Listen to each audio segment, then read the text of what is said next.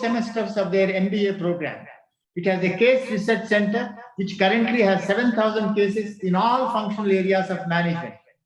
The cases are used by about 800 schools in the world, including Ivy League business schools. 7 of our case authors figure in the top 50 best-selling case authors of the world, as the information given by the director of the case center located in UK. The business school has a focus on research, with every department having a weekly faculty seminar, a practice followed in all the world top universities, and annual conference, and this is one such conference. These presentations ultimately lead to publications in reputed journals. That is the benefit of this, having weekly faculty seminars in every department, not only in the business school, but engineering, law, and architecture. Finance area is one of the biggest in the country, has 57 faculty members and 9 PhD research scholars. In the past 5 years, the faculty members from this department have published 224 papers in several journals, including 19 publications in A-star and A journals in APDC classification. The faculty have published 58 case studies, edited 74 books, and authored 204 book chapters. Those who got PhD degrees from this university are employed in reputed institutions in the country, including IIM Calcutta. The finance department has set up a center of excellence for banking and finance in November 2019.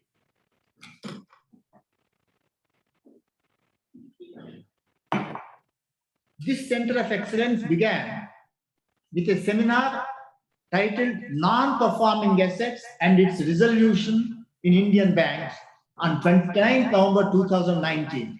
Professor Rangarajan delivered the inaugural address. The theme of this conference is all circulated to you, is on contemporary and future trends in business and finance. Everyone has got a copy of the detailed program. Technology is playing a crucial role with the growth of the fintech industry. The challenges posed in valuations of startups may find a place in the deliberations. The 2007-8 financial crisis may also be discussed. Environment and sustainability are issues drawing the attention of world leaders. I am happy to note that several papers on this topic. As the uncertainty surrounding the pandemic continues, the effect of this non-economic factor affecting economies and businesses should be analyzed. It is affecting some industries more than others, some positively and some adversely. Also, as mentioned by Professor Ved Pureshwar, the impact of low interest rates on pensioners is a serious problem. What is the best way to benefit the pensioners and the business world? I am happy to share that the conference received a total of 195 papers, out of which 114 will be presented during these 3 days.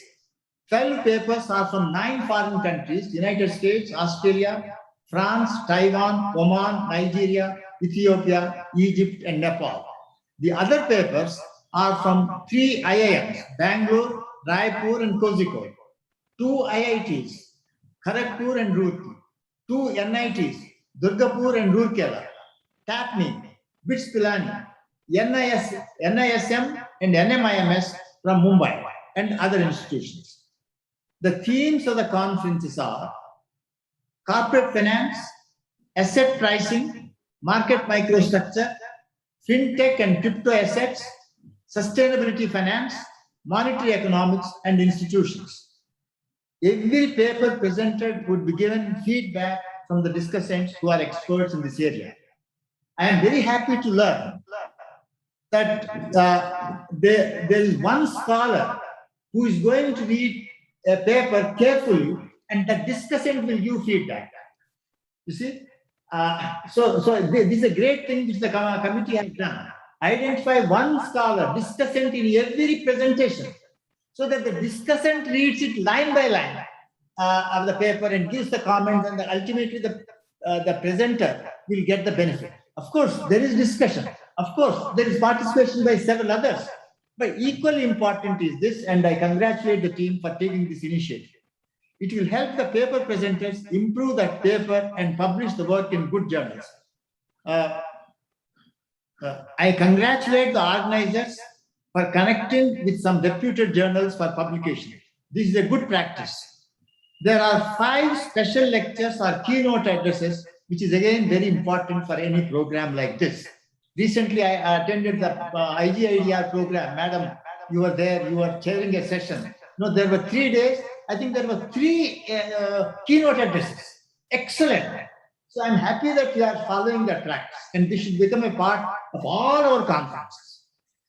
The 5 special lectures are keynote addresses, whichever way you want to call, are Professor Pat Obi, the White Lodging Endowed Professor of Finance from Purdue, contemporary on the topic contemporary research in the area of finance. Professor Sabri Baubaker, EM Normandy Business School in Paris, on what makes papers publishable in top journals. This is there in the mind of every person, and I'm glad you have introduced this topic. Number 3, Professor Ramkumar Kakani of IM Kozhikode, decoupling of real economy with that of its indicators like the stock market. Professor Nupur Pawan Bang, Associate Director of the Thomas Medney Center for Family Business at ISB Hyderabad, on share pledging and its consequences. Professor Ved Pureshwar on case writing in finance. I am glad to share that Sri Ashish Kumar Chauhan, the Managing Director and CEO of the Bombay Stock Exchange, will give the valedictory address. The conference will give awards for the best 3 papers and also the best case that is presented and best dissertation proposal during the valedictory session. I congratulate Professor Ved Pureshwar, Senior Advisor, Registrar Vijay Lakshmi, Dean Shailajan, Professor Nagreddy, and the core team of this committee, consisting of Professor D. Satish, Dr. Satish Kumar, Dr. Bhanu Sirisha, Dr. Ramakrishna, Dr. Satish Chandra Tiwari, and Dr. Naseem Ahmad, and the entire finance faculty and the doctoral students. I'm happy about the way the finance department functions. They work like a team. I find large numbers participating in the doctoral conferences, in the doctoral seminars in the department. Whether you are a supervisor or not, you are trying to help the doctoral student to improve his work. I also thank all the delegates, participants, and Club Prayas students who have contributed towards this conference. Thank you very much. Best wishes. Thank you. Thank you so much, sir, for your inaugural address and wishing us well for the conference. Now, I take this opportunity to invite our keynote speaker, Dr. Ashima Goyal, Professor Emeritus at IGIDR, who took out her valuable time and joined us today to be a part of this conference. Ma'am, we are honored to have you with us. Dr. Ashima Goyal, Professor Emeritus IGIDR, is widely published in institutional and open economy, macroeconomics, international finance, and governance, with more than 100 articles in national and international journals. She has also authored and edited a number of books, including Macroeconomics and Markets in Developing and Emerging Economies, and a concise handbook of the Indian economy in the 21st century. She edits the Routledge Journal, Macroeconomics and Finance in Emerging Market Economies. She has also provided consultancy to prestigious institutions like ADB, DEA, GDN, UNDP, RBI, UNSF, and WB. She has been very active in the Indian policy debate and has served on several government committees, including the Prime Minister's Economic Advisory Council, the RBI Technical Advisory Committee for Monetary Policy, boards of journals and educational and financial institutions. Currently, she is a member of the Monetary Policy Committee of India's Central Bank. She is serving on the advisory board of IGRO Foundation. She is an independent director at Edelweiss Financial Services and SBI General Insurance. She has been a visiting fellow at the Economic Growth Center, Yale University, USA, and a Fulbright Senior Research Fellow at Claremont Graduate University, USA. Her research has received national and international awards. She won the Best Research Awards at GDN meetings in Tokyo 2000 and Rio de Janeiro 2001. She was selected as one of the four most powerful women in economics, a thought leader by Business Today in 2008. She was the first awardee of Professor P.R. Brahmananda Memorial Research Grant for study on history of monetary policy in India since independence in 2011, which was published by Springer in 2014.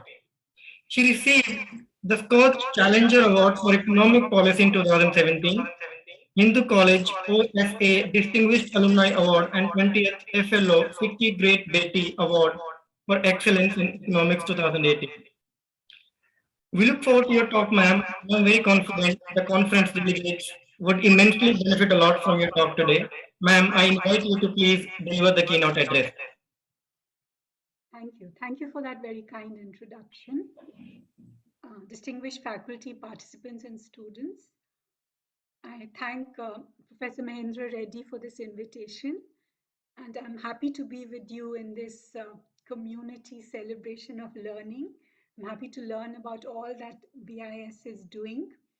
So I'm going to talk on the conference theme and highlight some issues that don't seem to be discussed, but that should be the subject of research in finance. So I hope some of you will find issues that you can follow up. We've been going through a very difficult time in the economy, and after COVID-19 started in 2020, there were many predictions about how the economy would perform. And this year's Nobel Prize went to scholars who had, in microeconomics this was, but who had finely honed the art of inferring, reality from natural experiments. And in a way, what we have been going through, if we contrast what happened with what was predicted, we can use it to understand more about the Indian economy and the financial sector. And I will argue that this examination builds a case for re-examining our understanding of future trends in business and in finance. And I will be putting up some hypotheses, which I hope you will take up for further research. So what are these preconceptions and what was the performance? The perception was that India was already doing badly, and therefore there were many medium-run structural changes that had to happen. But recovery is surprised on the upside. Just taking the first year, in RBI, we get these predictions from professional forecasters. 30 of them are aggregated. And all of them had to be revised upwards. They were much more negative than the actual outcomes. So, but if there are fundamental constraints, this is a puzzle because major reforms take time. Moreover, this idea that the economy was already doing badly, in some sense it is true since there was a slowdown in investment and so on through the entire past decade. But high frequency data actually showed a turnaround in end 2019 and early 2020 before COVID hit. And this coincided with a softening of monetary and financial conditions in 2019. And this was taken further after COVID-19. And this seems to have contributed and helped the improved performance despite relative fiscal conservatism in India. There was a view that the fiscal spending, government spending is much more effective since monetary transmission is clogged, especially since the financial sector was regarded as choked. But the financial sector also surprised on the upside. Especially public sector banks were seen as fragile with large gross net non-performing assets. We just heard about the conference you had on this. So this was an issue which was studied immensely and it really colored the understanding of the Indian financial sector. So, but through this, the first kind of a 100-year pandemic, the ratios actually improved instead of deteriorating. Collection efficiencies rose, and some people said that this is because of the leeway given by regulators, but the take-up of the various restructuring schemes was limited. And the banks, just the recent quarter results announced show that the net interest income exceeded expectations and profits were pretty good. And moreover, large buffers were built capital adequacy to handle any further kind of slippage. Even internationally, this has been recognized because Moody's upgrade of India's ranking in October specifically mentioned that financial sector had surprised them on the upside. The World Bank also recently has highlighted this. So what are the reasons for this? Now, if you look at this very briefly, even the RBI's financial stability report had forecast that, not forecast, their scenario showed that GNPAs would worsen. The forecast was about 15, but the actual turned out to be 9, better than the current, the existing, which was 11. And one reason for this was that, which was not recognized, it was not recognized that there had been changes and improvements through the decade, various reform measures undertaken. So provisions were very high, yeah, and net NPAs therefore were very low. They were 4 to begin with and fell further to 3. So, but when you look at the delivery of the financial sector through this period, you see that credit growth remained low. So again, critics say that, all right, the financial sector did not deteriorate, but it was not really helping the growth performance because credit growth was still in single digits. But in October 21, the latest data showed that the growth had risen to 6.9. But the major reason for the low, because earlier, I mean, when the economy is doing, it used to be in double digits. One reason was large corporates were deleveraging. But for medium industry, the rate of growth of credit was 48.6. For retail, for small industry, it was 11. For consumer durables, it was as much as 44%. In general, banks were focusing on retail away from large corporates where a lot of the NPAs had originated, even public sector banks. And this delivery, and moreover, the share of non-bank financing rose to 66% from 47 in 1920. So there were other ways, and this is a major point I want to flag because I want to derive a major hypothesis from that. So this diversity, this share of non-bank financing is happening worldwide, because in the US, for example, only 50% of corporate non-business debt is from banks. And then we saw that in this period, the total contribution of finance or non-financial financial flows to the commercial sector were higher than they were in 1920, when finance, there was a collapse of credit and so on. And they rose compared to 1819. They were 72% of what they were in 1890, which is pretty good for a pandemic year. And moreover, you had a lot of venture funds, IPOs, and so on, other sources of finance that were delivering. So this shows shows the other different kinds of non-banking finance. For want of time, I'll skip over this. Ma'am, What were the yeah? ma'am, the slide is not moving. We're still in the first. It's moving here. I Okay. don't know. If you want to show your slide, I've sent it to you also. Yes, Because for me it is moving. I don't know why it's not moving for you. Yeah, Banu ma'am, would you like to help? Is this happening for everybody? It's not moving. Anyway, so there's not much time, so Okay, yeah, you don't continue. need the slides really. So finance, the reasons for the outperformance was that I want to flag that there's more diversity, this share of non-bank finance going up. And diversity implies stability. We know that from finance that, when your portfolio has diversity, it's more stable. So reforms need to continue, deepening needs to continue, but diversity means with different entities and sources of finance, exposures are not similar. And in the Indian financial sector, we have really suffered because of inability to finance infrastructure. The public sector is too much discretion and therefore misallocations. Markets tend to have too much volatility. So this diversity allows you to escape from both these traps. And moreover, there were many regulatory improvements apart from institutional institutions such as the IBC, etc. There's KYC, disclosure, suitability, improvements in corporate governance, which is really essential for bond markets, corporate bond markets to develop. And with respect to banks, PSPs were moving to more risk-based lending.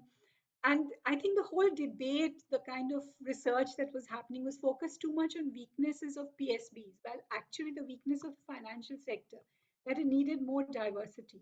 But given that India is a very diverse nation, PSBs actually have a very essential role. And so they are not the weak link, actually. And government warranties for small and medium enterprises is a healthier way of delivering this kind of help because it's not on the books of the banks. Then you have fintechs, co-lending, which allows better assessment of the individuals based on on the borrowers based on their cash flow. And you have major infrastructure developments such as UPI, which is praised throughout the world. The use of UID and the Jan Dhan Yojana, the kind of inclusion and the reduction in costs. There's one stylized fact that throughout the world, financial intermediation payments accounts for about 2%. But these costs are falling in India, and therefore improving the accessibility and the price of finance. Other players, we see just the recent FSR I was looking at, the RBI, we see that in after when ILFS fell and NBFCs went through a major crisis where they were after demonetization because short-term finance really fell costs and they were borrowing short and lending long. But this time the same thing is happening under COVID, but there are only three NBFCs with large CP exposures and they have high liquidity, etc. So there's overall strengthening in the financial sector, which I'm sure your students and your faculty should research more. For example, mutual funds are lending only to AAA corporate bonds and fixed income debt funds. We had problems in mutual funds also and a collapse in the credit funds. So the very reasonable returns they are giving, unlikely to get into trouble. Similarly, stock markets now have diverse players, which is reducing volatility. Households are entering. While this creates some risks, it is through SIPs. And then it also, for households, it is good to diversify away from gold and property, from physical savings. So then the regulatory relief is one reason the financial sector has done well, but it is time barred in line with reforms. And there has been a very good bounce back after the COVID waves. And since the recoveries have been better than expected, that implies repayment ability is good, capital, and so collection efficiencies have risen. What are the risks? Risks remain, of course. So, of course, COVID-19 uncertainties and its effect on the lending books. But here, the exposure is much less. There are no very large corporate loans. So they'll be able to, they can absorb those in the build-up of capital adequacy and buffers. Then balance is very important. There should be no excessive monetary stimulus. Macroprudential regulations people say regulatory relaxation, but this is necessary, counter-cyclical. When in general, but that and the most important thing about that is it's transient. It's not for a long term, and most of these are kind of time barred and have been exhausted and are ending by themselves. So regulations have to be intelligent. Sometimes compliance costs can be very high. They should allow innovation and deepening. While because there are many temptations in finance, so very strict KYC disclosure, etc. And the new thing is that they strengthen supervision also using artificial intelligence and much better data availability.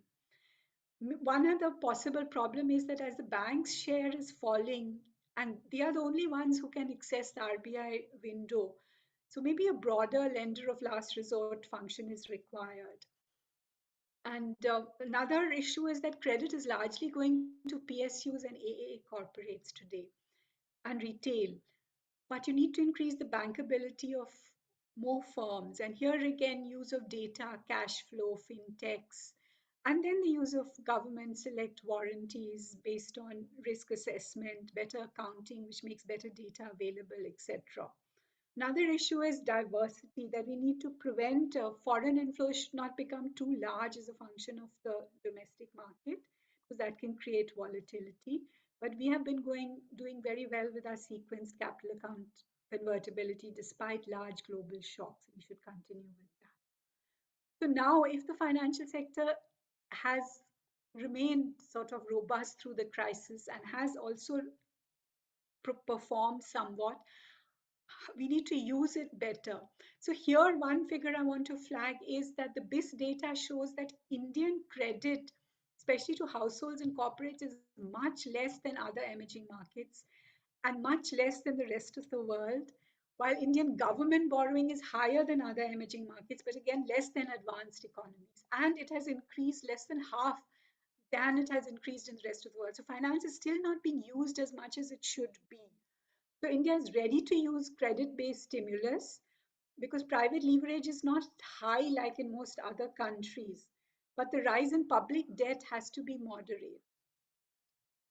So there's a table which can be shared maybe if your slide is not visible.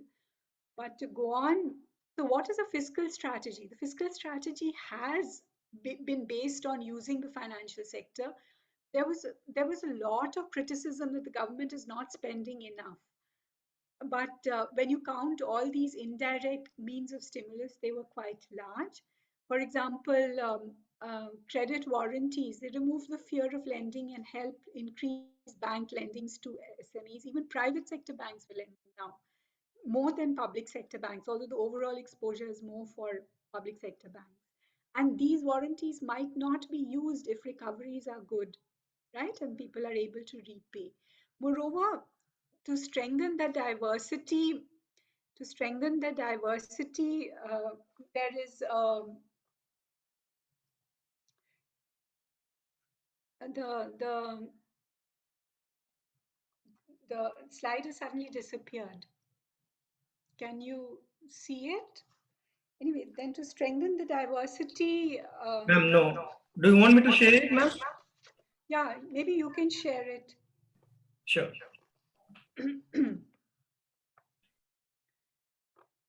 There is an emphasis on building new institutions that is continuing. There is a development bank being set up.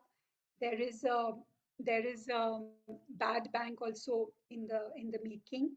So all this is part of using finance. A development bank, for example, will be able to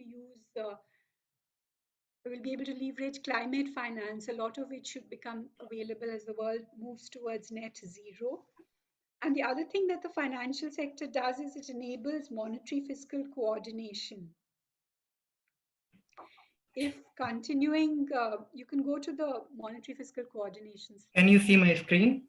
Yeah, I can see it. Okay, I'll just go to the monetary fiscal coordination slide. So and here I think there was the question, people want me to talk about this since I'm on the MPC. So I will just say that this there one, is ma'am? a lot of debate on this snowball effect globally, that advanced economies are borrowing a lot because they say that real interest rates are low. Governments are borrowing a lot. They say they should borrow and protect people during this period because with debt ratios automatically fall if growth is higher than the real interest rates. Now, in emerging markets and in India specifically, we often have this, but there's a lot of volatility in both interest rates and in growth rates, which prevents us from really building on it.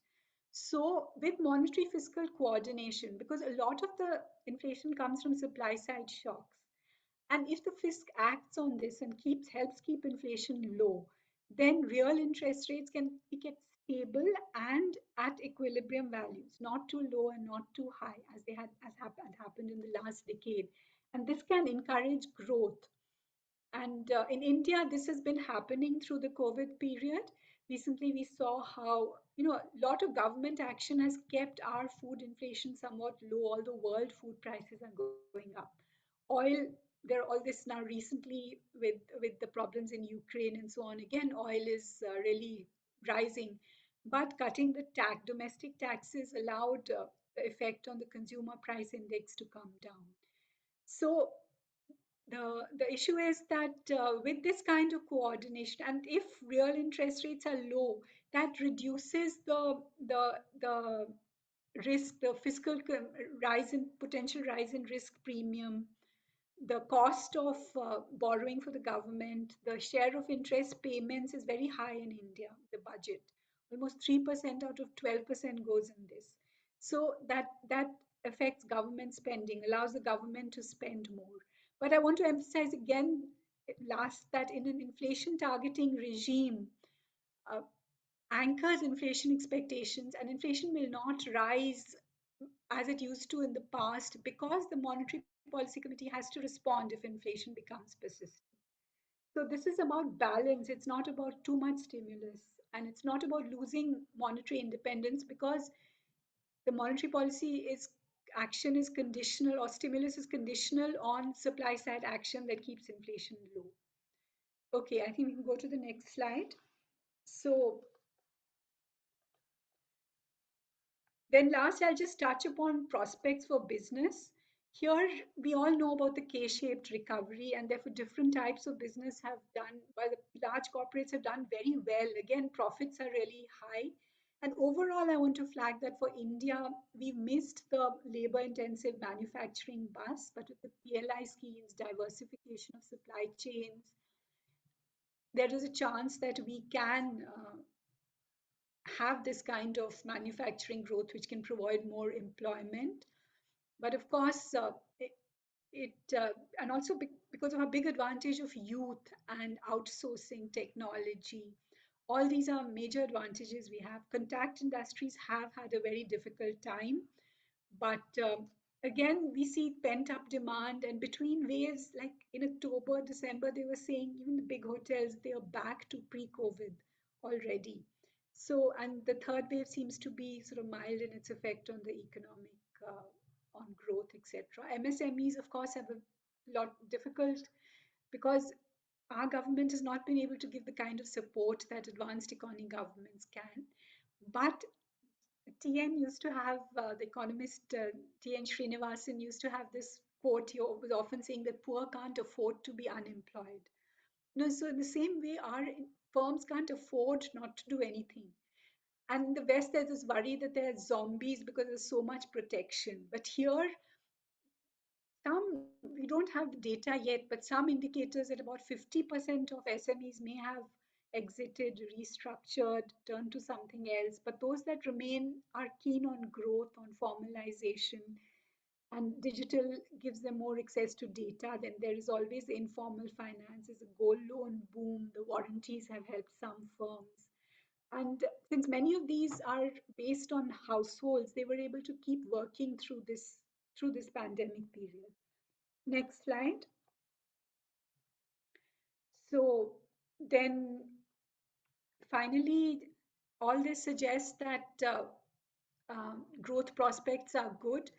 The largest share of youth combined with technology, innovation, and most important, an inherent resilience that I think Indian society and philosophy sort of encourages that, and the lack of too much support, negative part. So there is an opportunity to have a higher growth cycle after a decade-long slowdown, and this is necessary to sustain employment. But for this to happen, large policy shocks have to be avoided, feasible reforms, continual supply side improvement, and the public and the private sector have to work together. In the budget, we see a lot of suggestions from the private sector. Suggestions should be those which are in the larger interest. Then I assure you, the government, in my experience, they really listen. And everybody can gain from growth. Of course, there are risks, but overall, there are also opportunities. And so I hope, I wish all the best. Thank you. That's it. I wish all the best to the conference. And I hope you will be able to go into more detail in some of these issues I've raised and find more data. I think we have spent too much time researching bank NPAs. There are many other interesting issues in the financial sector that need to be taken up. Thank you. Thank you so much, ma'am, for your insightful talk and setting the right tone for our conference. We sincerely thank you for sparing some time and joining us today. Thank you. Thank you. May I request Professor D. Satish, Area Head of the Department of Finance, IBS Hyderabad, to please deliver the word of thanks. Yeah, thank you, Dr. Satish. First of all, let me start by thanking Professor Ashima Goyal for accepting our invite to deliver this, very interesting and very insightful and thoughtful keynote address. I think, she has touched on very important points, which will, help a lot of us, focus on a certain research areas. Apart from that, she has clarified this doubt as to, why there is a dichotomy and the difference between what was the expectations and why the reality was far better off, primarily because of, the reforms which has brought in, and the diversification which has come in terms of lending. The role of the public sector, the role of the banking is slightly coming down. And also with regard to, the central bankers, the lender of the last resort. I think, moving forward, there are a lot of challenging times for India, and I'm sure, we will get through this thing. She's also spoken about the constraints of the reforms, especially in situations like this. Reforms do take time, and the pleasant performance of the financial sector, I think she's brilliantly explained why there was a pleasant surprise, and that should be clearing a lot of our doubts on, why is there a difference between the markets and, the way the economy and things like that. She's also covered about the slow growth in the credit offtake, but her positive outlook on it. She's also covered on the reasons for outperformance of the financial sector, as what I've spoken. The need for coordination of the monetary and fiscal policy. I think moving forward, these are very, very important. In the times of this uncertainty.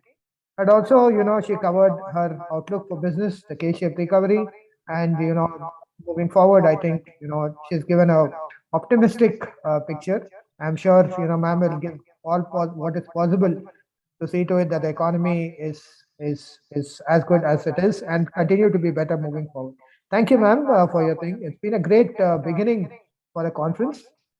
I'd also like to thank Professor Mahendra Reddy, the Vice Chancellor, IFHE, for covering a lot of important issues. And I'm sure that during the course of our conference, we'll be covering some of the challenges of the pandemic, issues regarding sustainable finance, climate change, and things like that. And I'd also like to thank him for nurturing a high quality culture of research at IFHE over the years. Moving forward in the next 2.5 days, the authors and the presenters would be able to present and also importantly receive feedback on their presentation and improve the work. Apart from the 2 session says, as Vice Chancellor has mentioned, the discussant will be sending you a detailed report on how you can improve your paper. And that was one area where we have worked on over the last 2-3 months. I also hope that all of you would be taking advantage of the publication opportunity provided through the 8 journals. The soft copy of the proceedings with the ISBN number will be made to you within a week after the close of the conference. And as our Vice Chancellor has said, that we have lined up a series of sessions from experts, and I'm sure that the participants would make a proper use of it. To conclude again, let me once again thank Professor Ashima Goyal for the keynote address, the Honorable Vice Chancellor for the welcome address. I'd also like to thank our patrons, Professor A. Vedpurishwa, Senior Advisor, IFHE, Professor Sarichan, Dean, IBS Hyderabad, for the constant encouragement and support. Special thanks to Professor Pat Obi, Professor Sabri Bawbekar, Professor Ramkumar Kakani, Professor Nupur Pawan Bang, Professor Vedpurishwa for coming forward, for considering or for coordinating the expert sessions. Special thanks to Sri Ashish Kumar Chauhan, MD and CEO of Bombay Stock Exchange, who would be the chief guest for the valedictory ceremony coming on 29 January at 12:30 p.m. I'd like to thank the jury, the session chairs, and the discussants for their valuable time, to improve, for going through the papers and giving a qualitative and quantitative feedback. Our sponsors, I think, they've been very, they had a great faith on us. Punjab National Bank, McGraw-Hill Publications, HDFC Bank, Kotak Mahindra Bank have done, have been there with us. I thank them especially for that. And I would also like to thank Mrs. Ratnabanu, Mrs. Saraswati, Mr. Bharadwaj, and Professor Padmavati for working closely with the sponsors. I'd like to thank Professor Sudhakar, Director Branding, ICFAI, for supporting us all through. I would also like to thank the members of the media, and I do hope that you will stay till 29th, till the valedictory closes. And I wish the conference organizers, Professor Satish Kumar, Banu Surisha, Y. Ramakrishna, Dr. Y. Ramakrishna, Dr. Satish Chandra Tiwari, Dr. Naseem Ahmed, the chair and the co-chairs of this particular conference, and my department, all the department faculty members, all the best. Last but not the least, I would like to thank all the participants. I do hope that our, the conference lives up to your expectations, and you also have this great opportunity to network. Thank you, all of you. Wishing all of you all the best.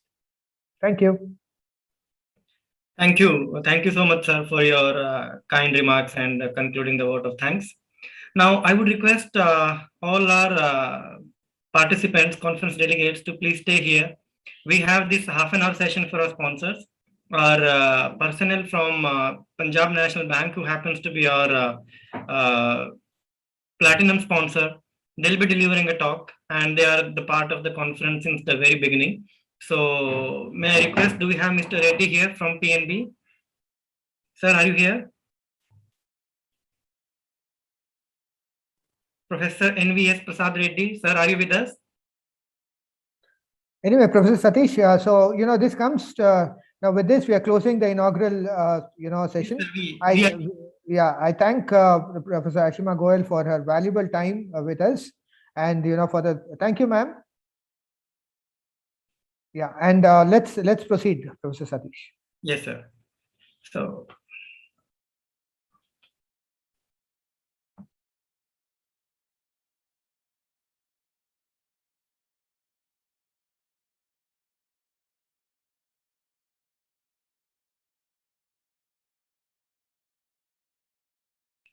Bhanu ma'am, you need to provide them the option to unmute themselves. Yes, sir. They are here, but they are not able to speak.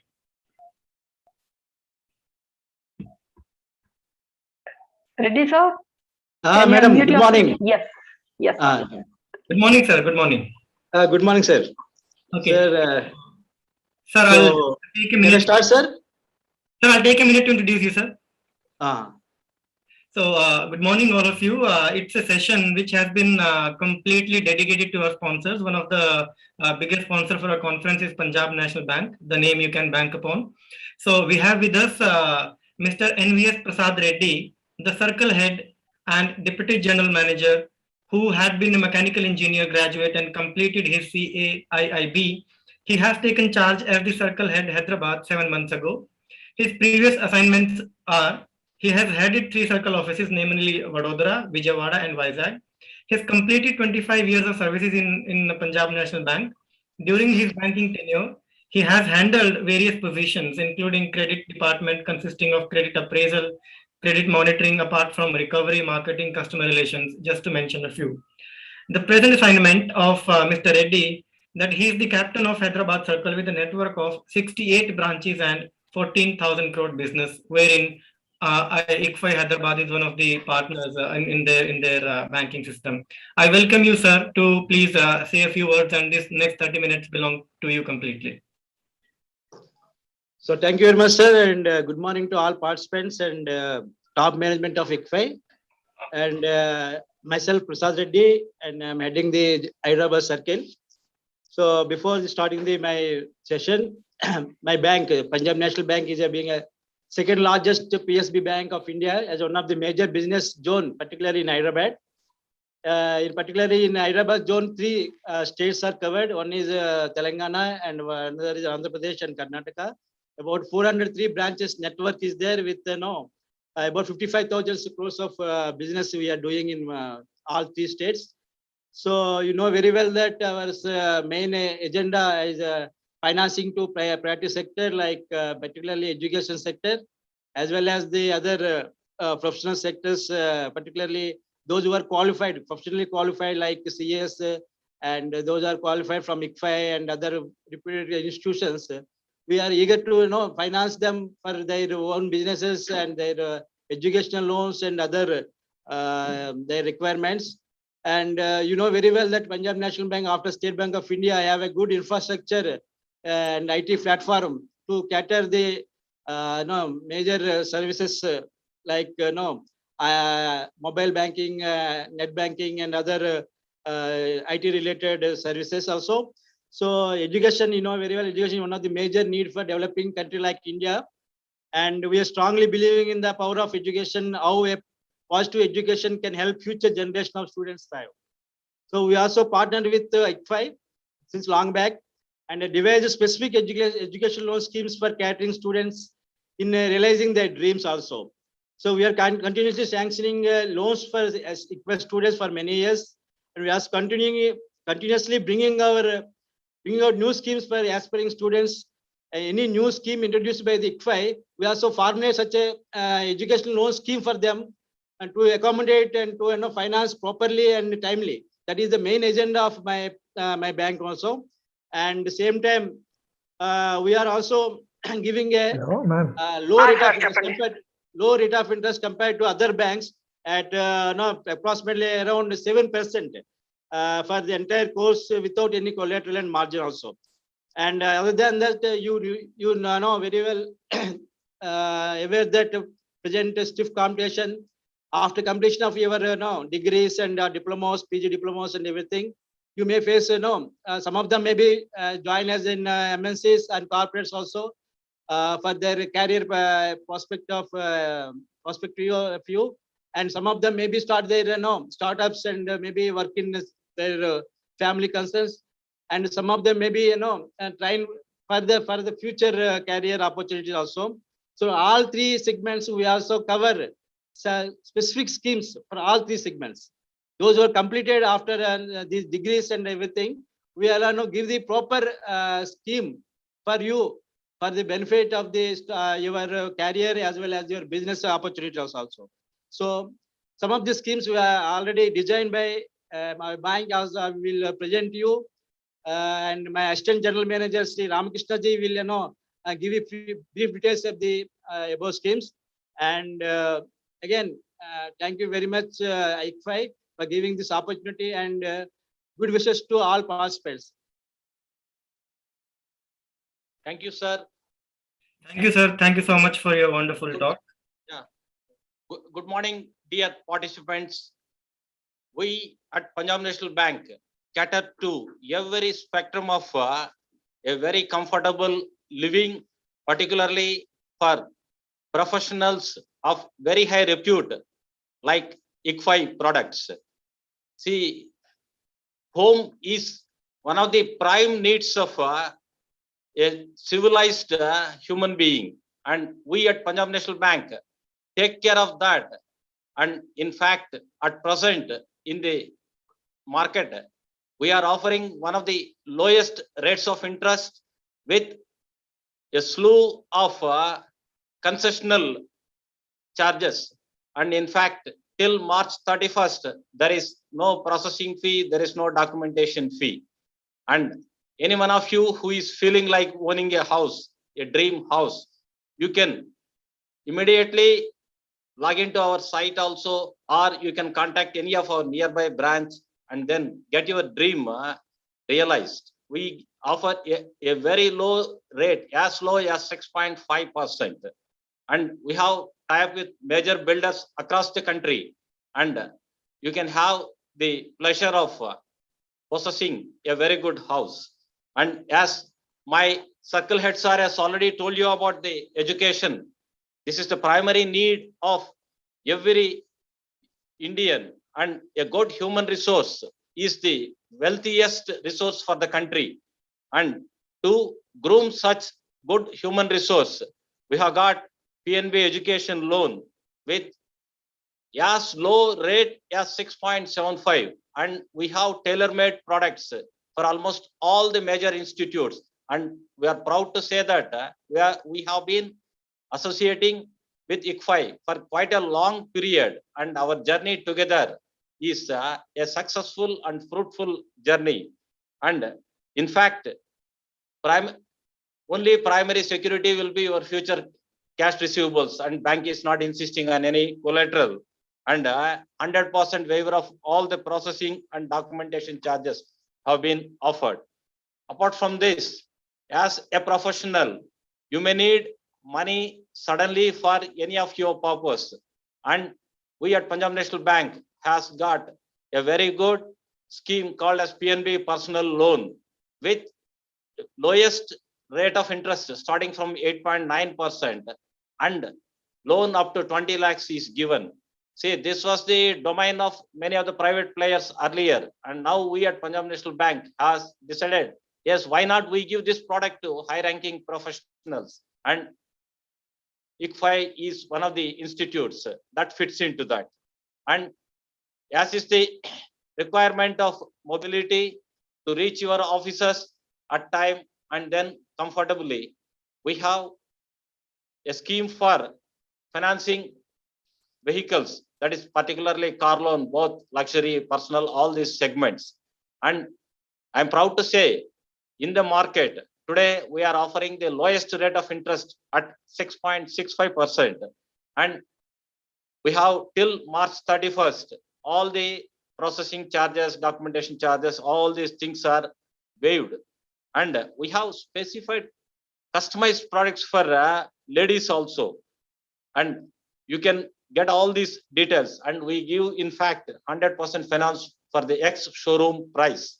And in fact, this product is now one of the most sought after product in the market, and we are growing strong in this particular segment for quite some time.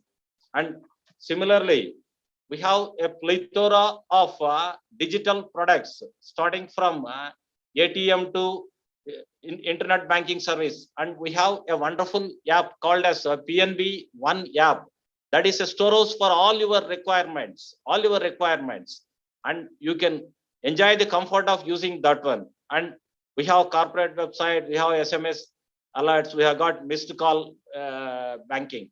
So the entire range, apart from the credit debit cards and various variants of the digital products, to offer you banking convenience at your doorstep at any point of time, 24/7, you can enjoy the banking with Punjab National Bank.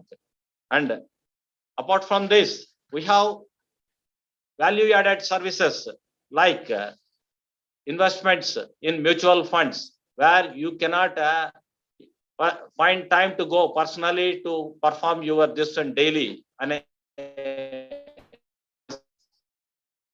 our funds offers this small investment products, SIP, all these things, and you can have, and we have tie up with almost all the major players in the market, so that you will have the comfort of investment across the spectrum with limited risk.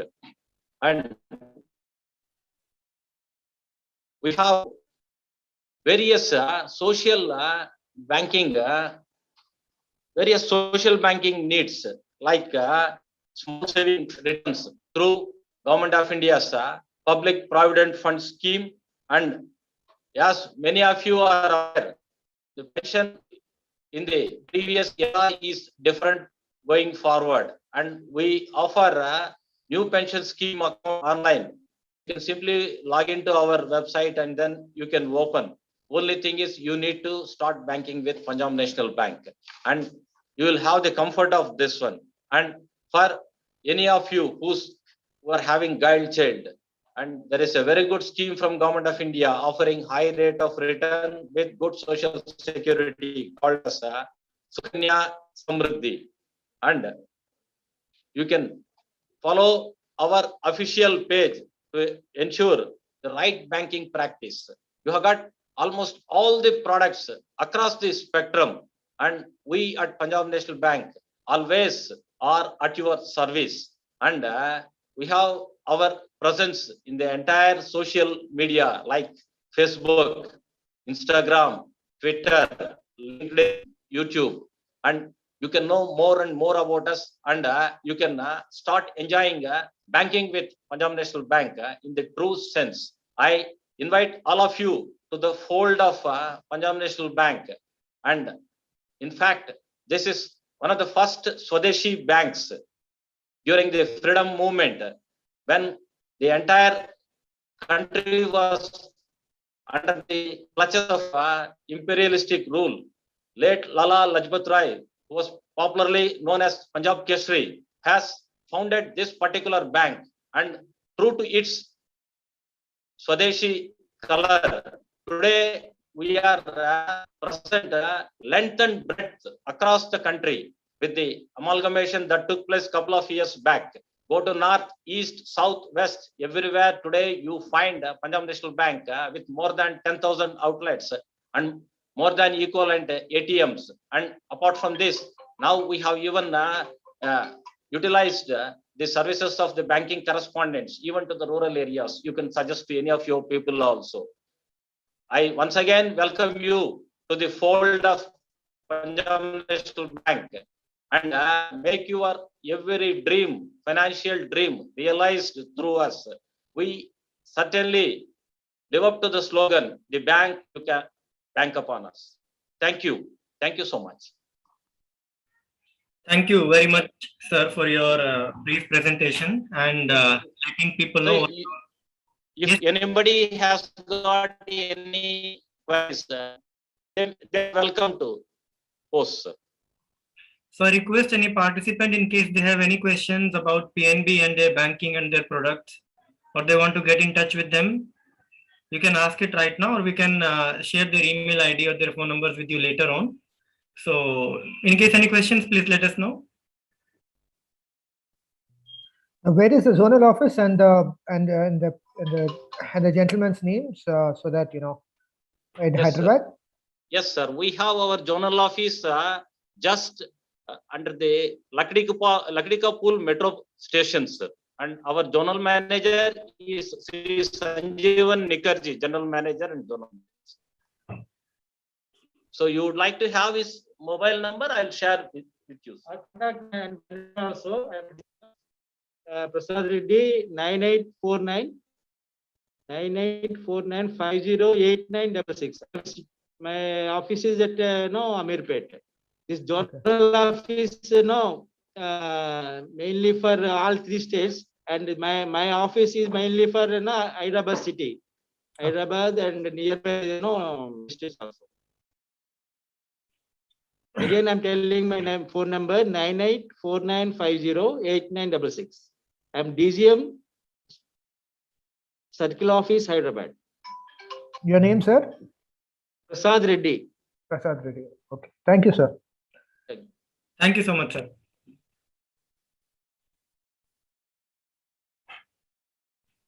Sir, there is a question from one of our participants. She is asking when PSB banks are going to adopt artificial intelligence in banking services.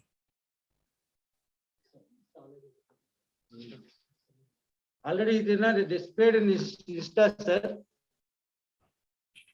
Check out Instagram. Pnb Insta. Okay, sir. Thank you, sir. Check in Pnb Insta.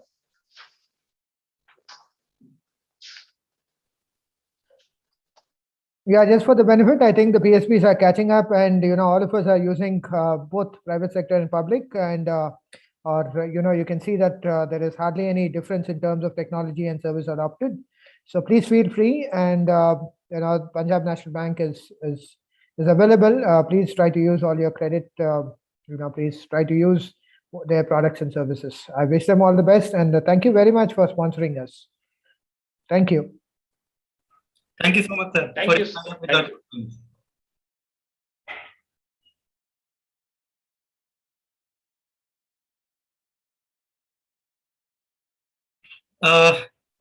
So, sir, you may please stop sharing your screen.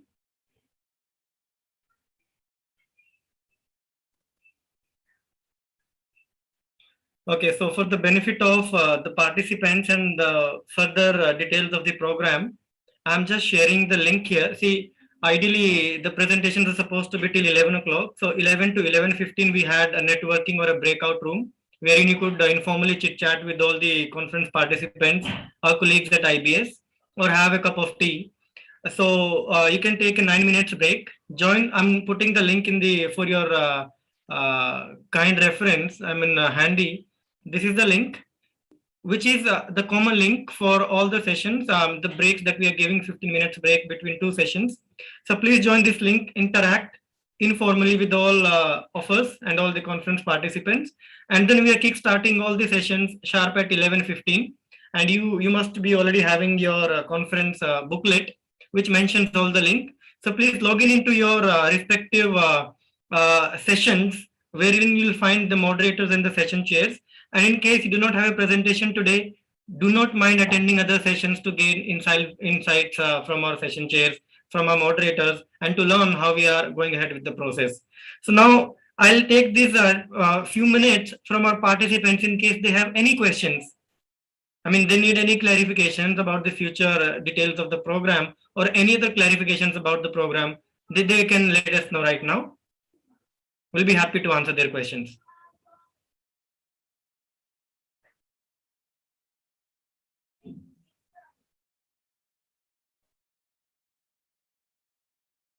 Yeah, these networking sessions are not on Zoom. Are they on Zoom or Google? You can specify. I have made the link in Yeah. they are on Google, sir. Google Meet. Google. Yeah, so the Zoom closes by 11 o'clock. So Yes. kindly copy the thing and keep it aside. I'll put the link once again. I'll put once again. So we will close this particular session sharp at 11, and 11 to 11:15 will be on this link. I mean, it's not compulsory for you to attend the link. It's just a informal networking session. And then 11:15 sharp will be starting with the regular presentations in your respective tracks. Yeah, please mind you, the links are also available on the booklet provided. So you can as well, keep that as a directory for you.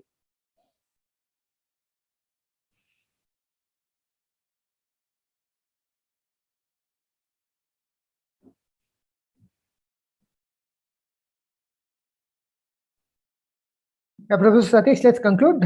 We'll get ready for the interaction and Yes, yes. Thank you everyone for your presence in the conference. Thank you. Because we need the recording for the media. So once we do it, we'll just close it. Thank you. Yeah, thank you everyone for joining us. It's been a very interesting and speech by Professor Ashima Goyal and our Vice Chancellor, Honorable Vice Chancellor Professor Mahinda Reddy. Thank you all for joining this important thing, and please, thanks to our sponsors, Punjab National Bank, and I do hope that you'll bank with them, each time. Thank you, all of you. Thank you.